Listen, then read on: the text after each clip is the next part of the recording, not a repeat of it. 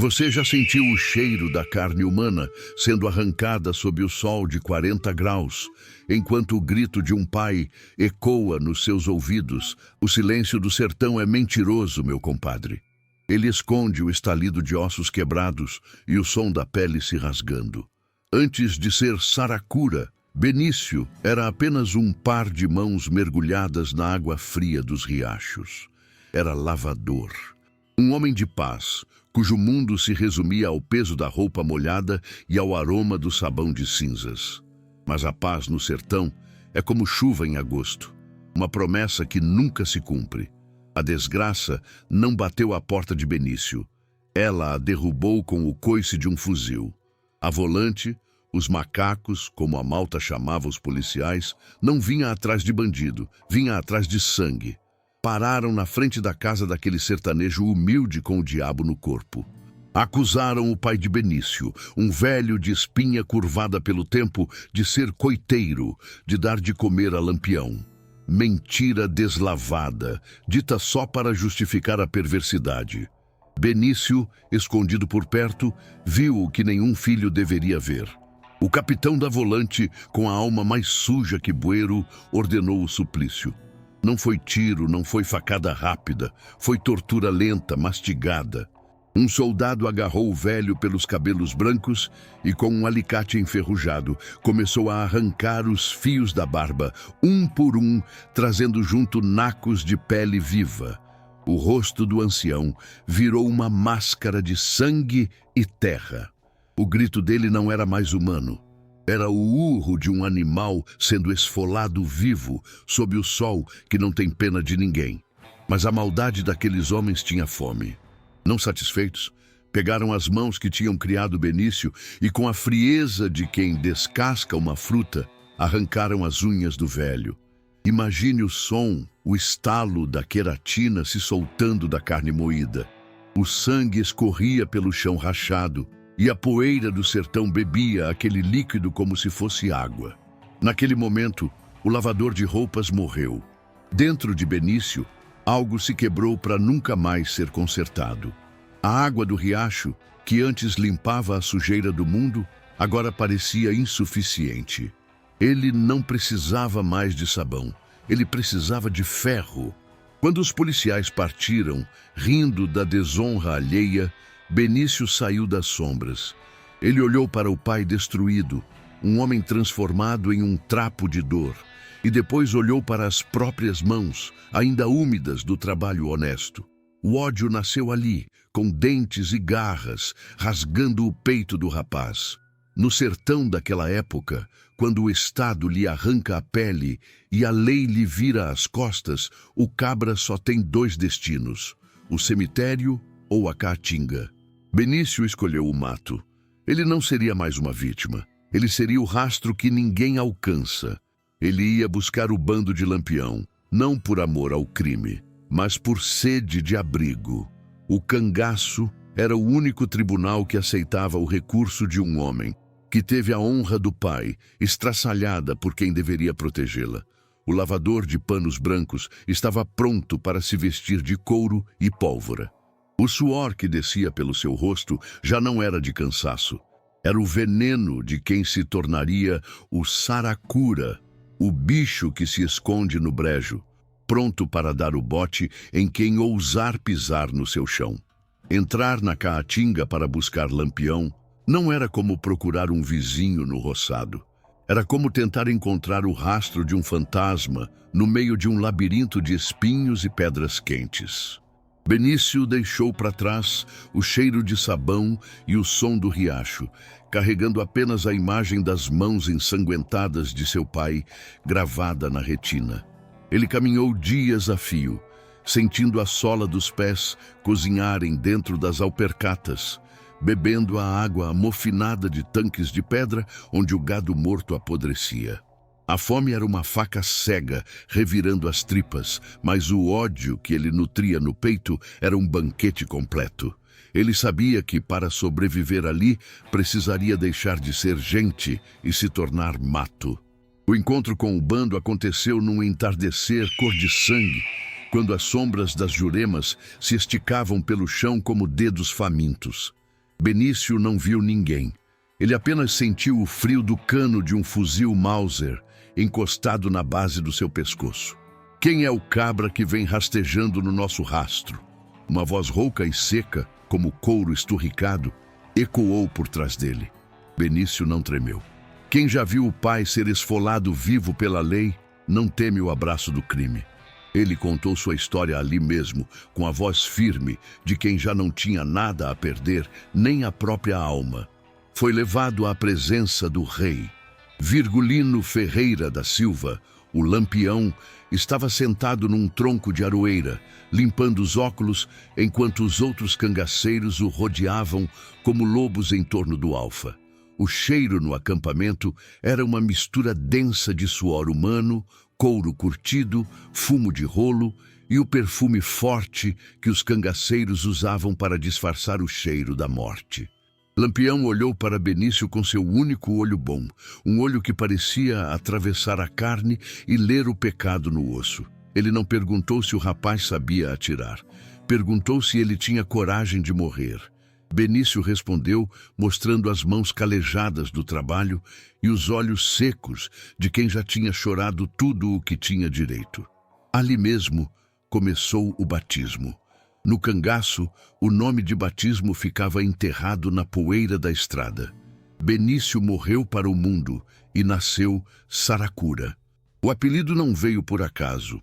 A saracura é um bicho ligeiro que habita os brejos e as beiras de rio, difícil de caçar e sempre alerta ao menor estalido de graveto.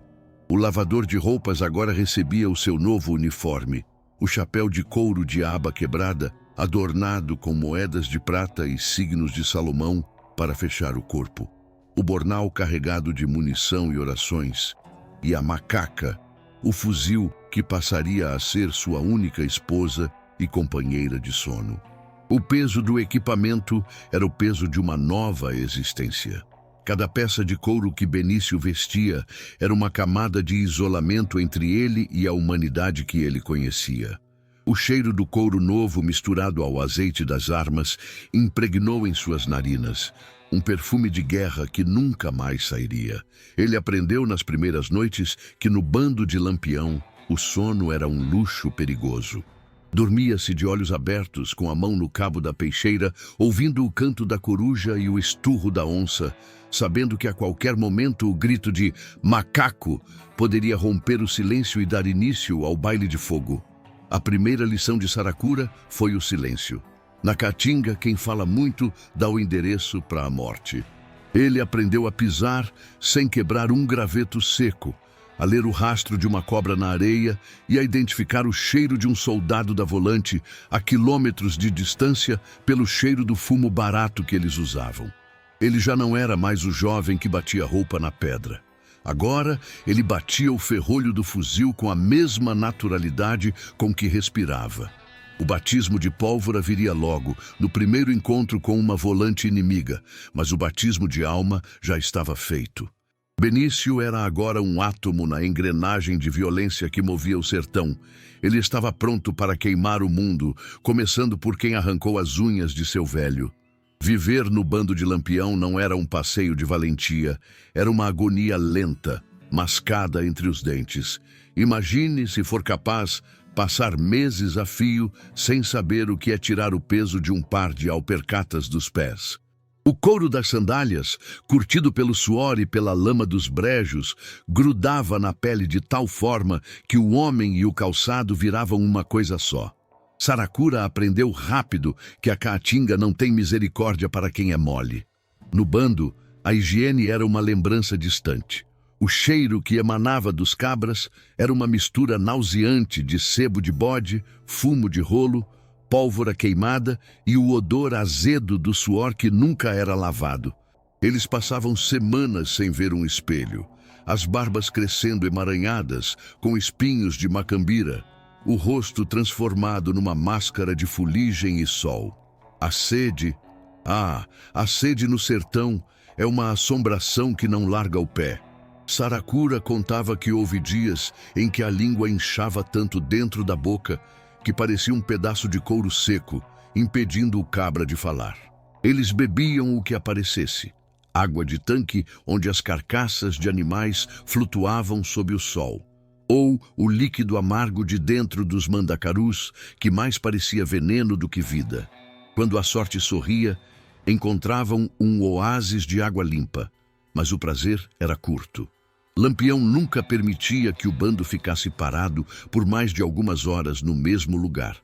O capitão sabia que o rastro que o cangaceiro deixa é a corda que o enforca. Movimento era a única religião permitida.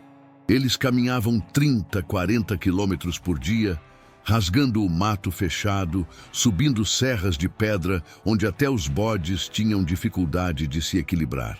A comida era o que a terra desse e o que o medo dos outros provesse. Muitas vezes, o banquete de Saracura era um pedaço de carne de sol crua, dura como sola de sapato, mastigada enquanto o bando se deslocava sob a lua. Quando batiam numa fazenda de coiteiro, o luxo era um pirão de farinha com jerimum e, quem sabe, um gole de cachaça para esquentar o peito e anestesiar a alma. Mas o medo era o tempero principal de todas as refeições. O cangaceiro não senta para comer. Ele se acocora, com os olhos varrendo o horizonte e os ouvidos atentos ao menor pio de uma acauã. Um prato de comida podia ser a última coisa que um homem sentia antes de ter a cabeça separada do corpo pelo facão de um soldado da volante. Escuta aqui, cabra da peste. Se você está sentindo o calor dessa fogueira e o peso dessa história de Saracura, não se esqueça de carregar o fuzil da nossa audiência. Deixe o seu like como se fosse uma munição de reserva no seu bornal. Se inscreva nesse canal para não perder o rastro dessa narrativa, porque o que vem pela frente é mais cortante que peixeira de 7 léguas. Mostre que você é do bando e dê o seu grito nos comentários. O sono, se é que se pode chamar aquilo de sono.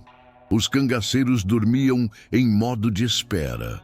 Saracura descrevia que eles se deitavam sobre o couro de bode estendido no chão duro, com o fuzil atravessado no peito e a mão direita fechada no cabo da faca.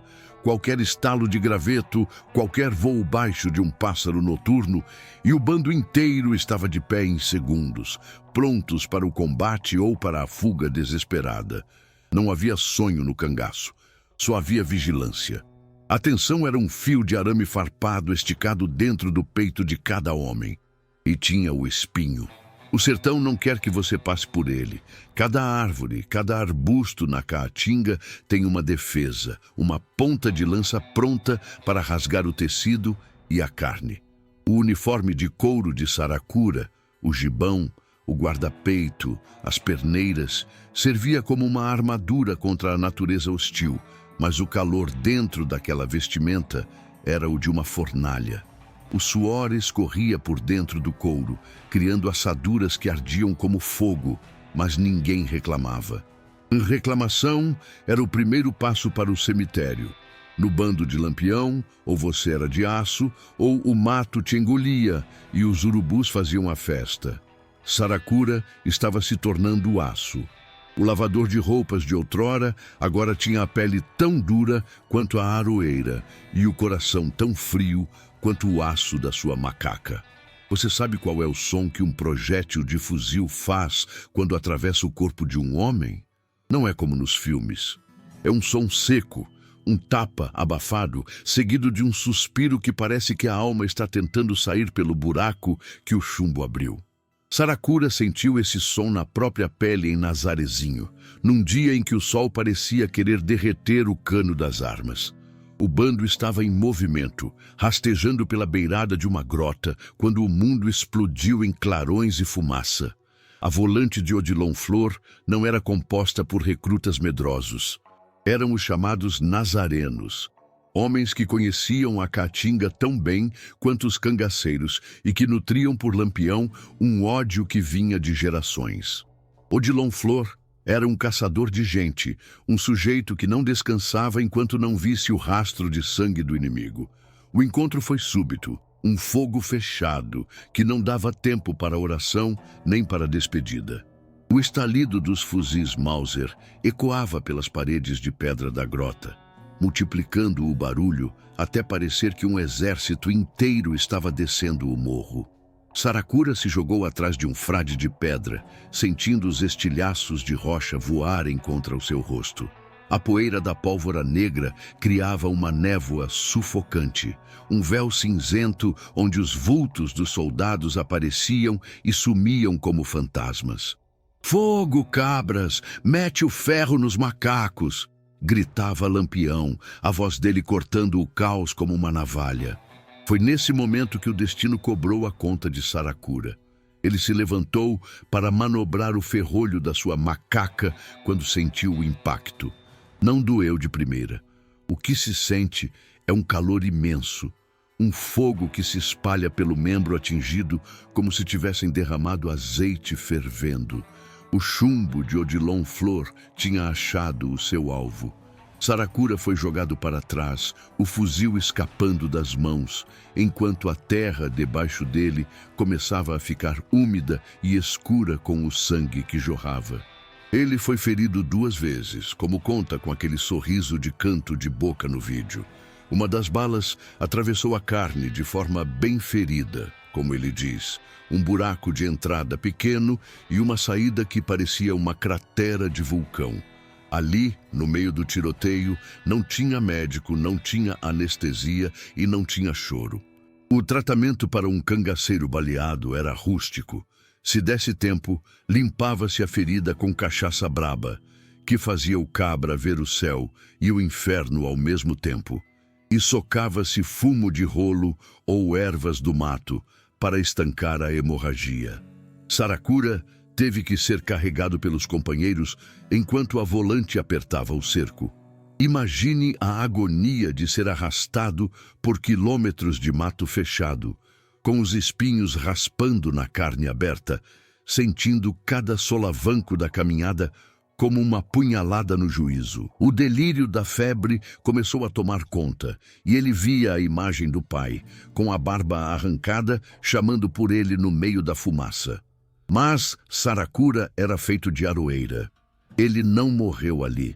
Ele sobreviveu para carregar as cicatrizes como medalhas de um tempo em que o homem era medido pelo quanto de chumbo ele conseguia aguentar sem tombar. Aquelas marcas no corpo de Benício nunca o deixaram esquecer quem era o inimigo. Odilon Flor tinha deixado sua assinatura no couro do Saracura, mas o destino é um bicho engraçado. Aquele lavador de roupas, que um dia quase morreu no chão de Nazarezinho, viveria décadas a mais do que muitos daqueles que tentaram lhe tirar a vida. A guerra de nervos e de sangue estava longe de acabar, e o bando de Lampião ainda tinha muitos rastros de pólvora para deixar pelo sertão.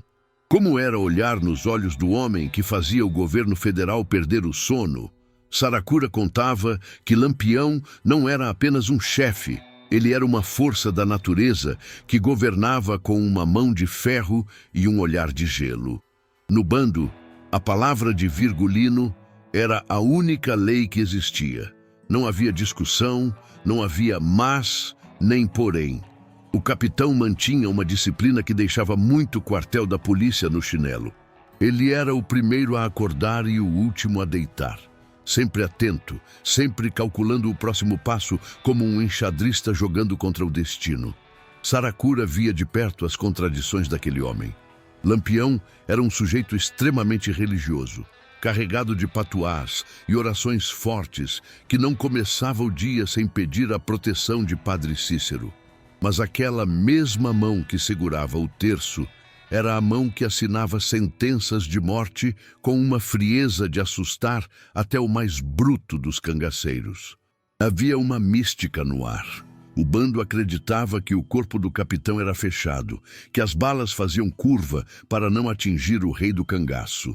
E Saracura, vendo Lampião escapar de cercos impossíveis, começou a acreditar que havia algo de sobrenatural naquela figura de óculos redondos e chapéu de estrelas.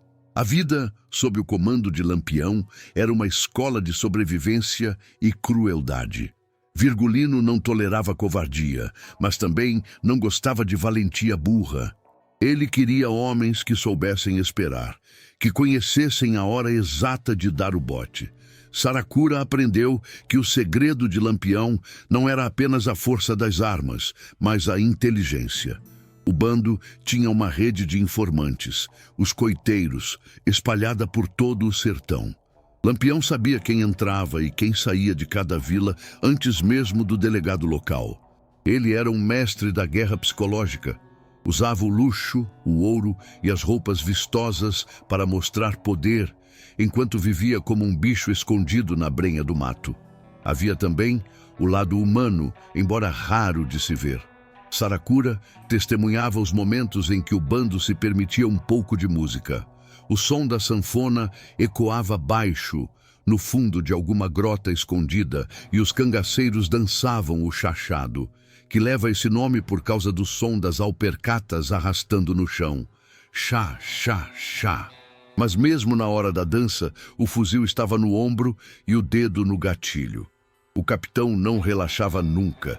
Ele era um homem que vivia com a morte sentada no seu ombro esquerdo, sussurrando no seu ouvido 24 horas por dia. Para Saracura, servir a Lampião era como estar perto de uma fogueira imensa. Você se aquecia, mas se chegasse perto demais, acabava virando cinza. Ele via como Virgulino tratava os inimigos e, principalmente, os traidores. A justiça do cangaço era rápida e sangrenta. Quem faltasse com a lealdade não tinha direito a julgamento, tinha direito a um palmo de terra ou a ser deixado para os urubus. Aquela aura de autoridade absoluta moldou o caráter de Benício. Ele deixou de ser o lavador humilde de roupas para se tornar um soldado de uma guerra sem bandeira, onde o único objetivo era continuar vivo para ver o sol nascer no dia seguinte. Lampião era o centro desse universo de pólvora, o sol negro que guiava Saracura através do inferno verde da Caatinga.